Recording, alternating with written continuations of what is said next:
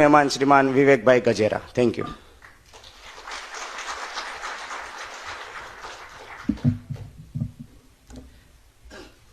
શ્રી સૌરાષ્ટ્ર પટેલ સેવા સમાજ પ્રમુખ શ્રી કાનજીભાઈ વાલાળા અને આપ સર્વેને મારા જય શ્રી કૃષ્ણ.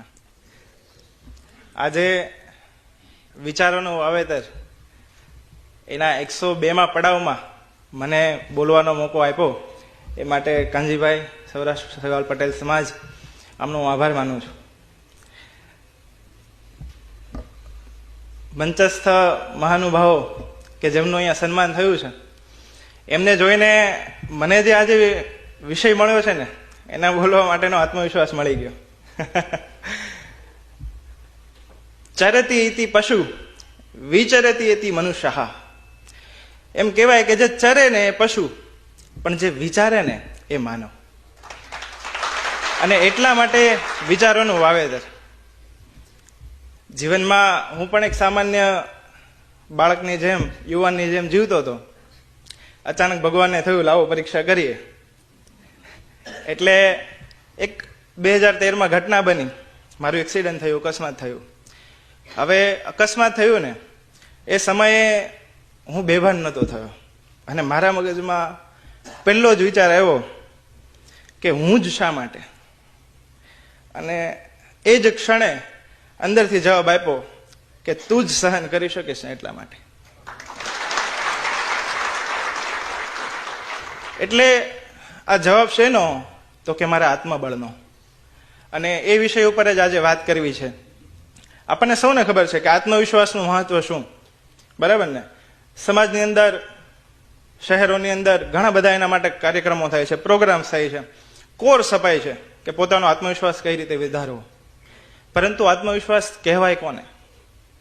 પોતાના ઉપર વિશ્વાસ કે હું કંઈક કરી શકું છું, હું બની શકું છું, આઈ કેન ડુ ઇટ. આ એટલે આત્મવિશ્વાસ. અને પોતાના પરનો વિશ્વાસની વાત જ્યારે આવે ત્યારે એમાં 4 વાતની સમાવેશ થાય પોતાની અંદર. પહેલું તો કે મન, બીજું તો કે બુદ્ધિ, ત્રીજું એટલે કે મારી ઈચ્છા, અને ચોથું એટલે મારું કર્તૃત્વ. એટલે જ્યારે આપણને પોતાની 4 શક્તિ ઉપર વિશ્વાસ હોય ને ત્યારે આપણને આત્મવિશ્વાસ આવે. મનની શક્તિ, બુદ્ધિની શક્તિ, ઈચ્છા શક્તિ અને કર્તૃત્વ શક્તિ. આ 4 શક્તિ વિશે આપણે વિચારીએ તો આપણે એક ઉદાહરણ લઈએ કે ભાઈ મનની શક્તિ માટે આપણે ઉદાહરણ લેવું હોય ને તો એક સરસ ઉદાહરણ છે કોલંબસનું. કે કોલંબસ છે ને એ ભારતની શોધ કરવા માટે નીકળે છે. આપણે સૌ સાંભળ્યું જ હશે. ત્યારે કહેવાય ને કે જે વણ ખેડેલો દરિયો છે એ ખેડવાનો છે. જે રસ્તો કોઈ જોયો નથી ને એ માર્ગ આપણે ચિતરવાનો છે. અને મહિનાઓ સુધી વહાણ ચલાવતા ચલાવતા એ ભટકે છે. ત્યારે એમના સાથીઓ એમનો સાથ છોડવા માંડે છે, હારવા માંડે છે, થાકવા માંડે છે કે આપણે ભટકી ગયા છે, આપણી પાસે પૂરતું ઈંધણ નથી, પૂરતું અન્ન નથી, તો આપણે કઈ રીતે પહોંચીશું? ચાલો આપણે પાછા ફરીએ. અને ત્યારે કોલંબસ શું કહે છે કે સેલ ઓન, આગળ વધતા રહો, રસ્તો ચોક્કસથી મળશે. અને છેલ્લે એને શોધ કરી. અને એ શોધ કોની? તો કે આજનો સૌથી મહાન દેશ જેને આપણે ગણીએ, અમેરિકાની.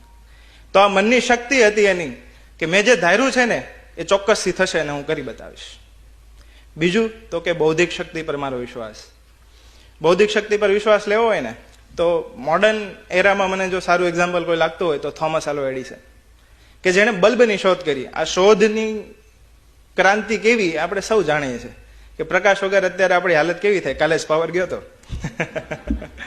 એટલે એની શોધ થોમસ આલ્વા એડિસને કરી ને તો એને કેટલા પ્રયત્ન કરવા પડ્યા હતા? 1000માં પ્રયત્ન સફળ થયા હતા. આપણે જીવનમાં આટલો પ્રયત્ન કરી શકીએ છીએ? 999 વખત નિષ્ફળ થયા પછી પણ જો મને મારી બુદ્ધિ અને મારા વિચાર ઉપર જો મને વિશ્વાસ હોય કે મેં જે ધાર્યું છે, મારો જે આ વિચાર છે ને એ ચોક્કસથી સાચો છે અને એના પાછળ જો હું પ્રયત્ન કરું તો હું ચોક્કસથી સફળ થાઉં. આ આત્મવિશ્વાસ આપણને થોમસ આલ્વા એડિસનમાં દેખાય. પછી તો કે ઈચ્છા શક્તિ. જો માણસની અંદર પ્રબળ ઈચ્છા શક્તિ હોય ને તો એ ધારે કરી શકે. અને પ્રબળ ઈચ્છા શક્તિ વગર માણસની અંદર આત્મવિશ્વાસ ક્યારેય ના ખીલે. અને એનું એક્ઝામ્પલ કોઈ લેવું હોય તો શિવાજી મહારાજ. શિવાજી મહારાજ જયારે 16 વર્ષના હતા અને રાજા બને ત્યારે કેવું સ્વપ્ન સેવે કે હિન્દવી સ્વરાજ્યનું સ્વપ્ન સેવે, ત્યારે એની પાસે હતું શું? 4 મિત્રો, થોડીક અશરફી અને થોડાક ટટ્ટુઓ.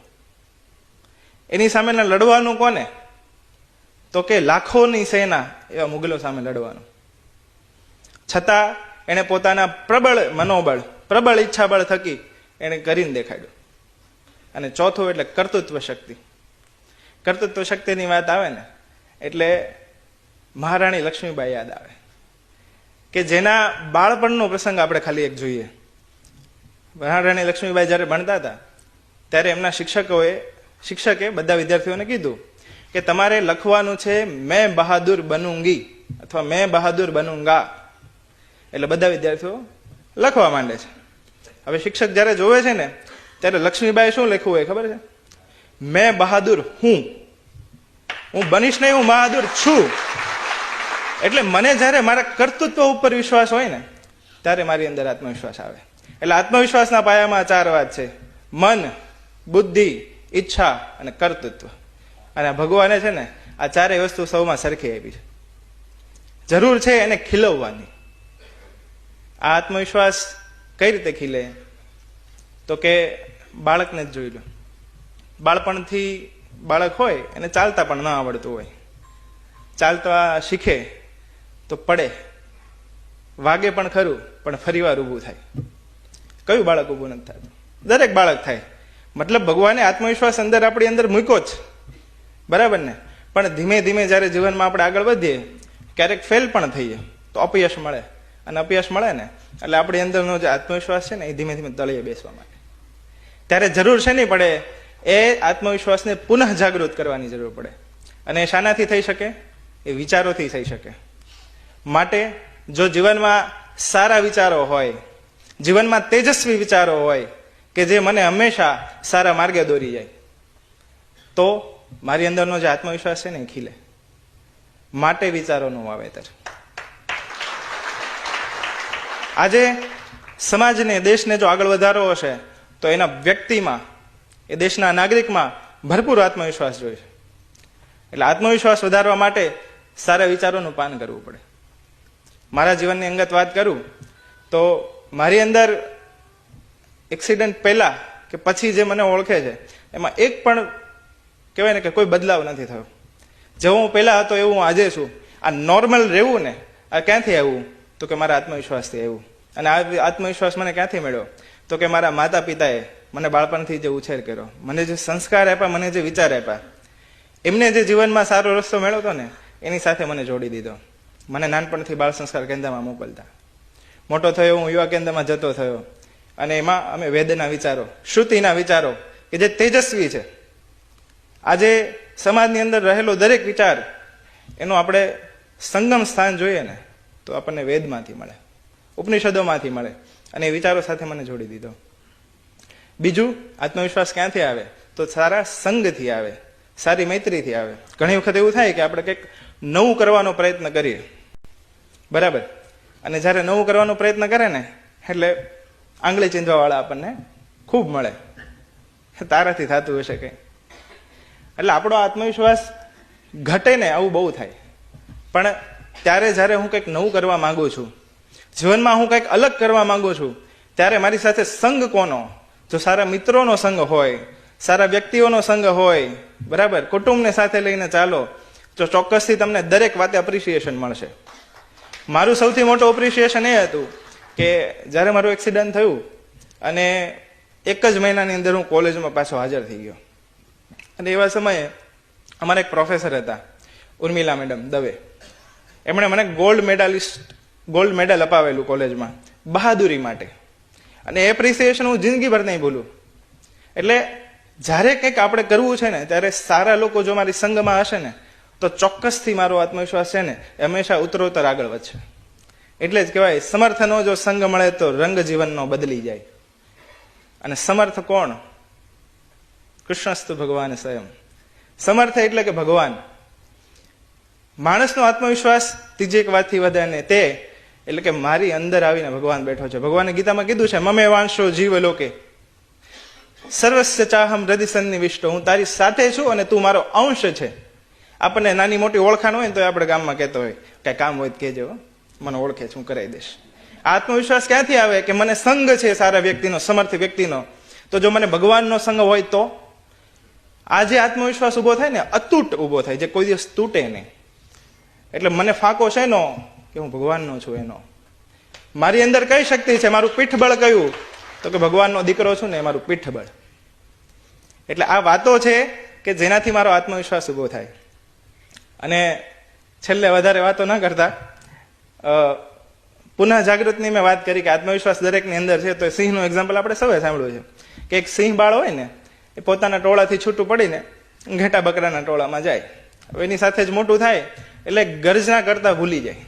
હવે એક વખત સિંહ જોવે કે આ ઘેટાના બકરાના ટોળામાં સિંહ ક્યાંથી, અને એ ગરજે નહીં એવો.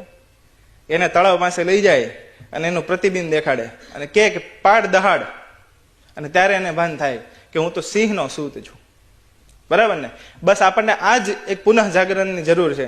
અને એના માટે વિચારોનું વાવેતર, કે મારો આત્મવિશ્વાસ આ વિચારો થકી વધે. બરાબર ને? અને છેલ્લે સ્વામી વિવેકાનંદે એવું કીધું હતું કે those who can't believe in himself, કે જે પોતાના ઉપર વિશ્વાસ નથી કરી શકતા, દે કાન્ટ બિલીવ ઇન ગોડ. જેને પોતાના પર વિશ્વાસ નથી ને, ક્યારેય ભગવાન પર કે બીજા પર વિશ્વાસ ન કરી શકે. એટલે સૌથી પહેલું મારી અંદર હોવું જોઈએ આત્મબળ. ચીડિયા સે મેં બાજ લડાવું, 100 સે 1.25 લાખ લડાવું, તબે ગોવિંદસિંહ નામ કહાવું. એટલે આત્મવિશ્વાસનું જીવનની અંદર કેટલું મહત્વ, તો કે મારે એક પણ ડગલું આગળ માંડવું છે, મારે જીવનમાં કંઈક નવું કરવું છે, તો મારી અંદર આત્મવિશ્વાસ જોઈશે. અને આત્મવિશ્વાસ પાછળ ઘણી બધી મહેનત લાગે. માત્ર આત્મવિશ્વાસના વિચારો વાંચવાથી કે માત્ર વિચારો વગળવાથી ન થાય. એની પાછળ સૌથી અગત્યનું પગલું એટલે નાના પ્રયોગ કરવા પડે. મને ડર લાગે નવું પગલું ભરતા, તો હું થોડુંક એક ડગલું ભર્યું, ધીમે ધીમે બીજું ભર્યું. આવી રીતે જીવનની અંદર મારા ડરને હું દૂર કરું અને આત્મવિશ્વાસ તરફ અગ્રેસર થાઉં. એવું આજના વિચારના વાવેતરમાંથી આપણે સૌ સાથે લઈને વિચાર લઈને જઈએ. બરાબર ને? શુભ સવાર. જય શ્રી કૃષ્ણ.